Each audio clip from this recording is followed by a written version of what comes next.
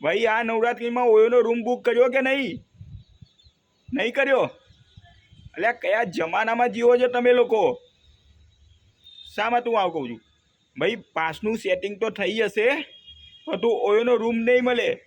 આખું શહેર છે ને રૂમ બુક કરાવે છે અને તમે ગરબામાં રહી ગયા છો. ભાઈ એક વસ્તુ સમજી લો, મેડિકલ સ્ટોરમાં જઈને પૂછી આવજો, કોન્ડોમ્સ અને ગર્ભનિરોધક ગોળીઓ 3x મતલબ 3 ગણી વેચાઈ રહી છે ભાઈ. સ્ટોક ખાલી થઈ રહ્યો છે, ફટાફટ વેચાઈ રહી છે.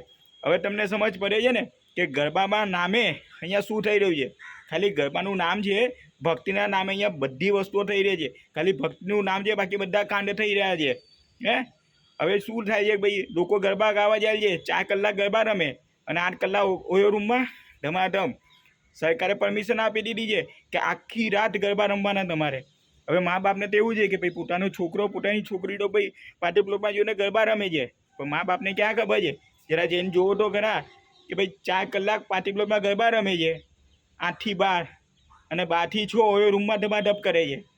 સરકારને કંઈ ધ્યાન આપો તો ત્યાં ખબર પડે ક્યાં ભક્તિ થઈ રહી છે અને ક્યાં હા સમજ પડી ને. એટલે આ ભાઈ રિયાલિટી છે, જેને ચેકઆઉટ કરવો તો કરી દો.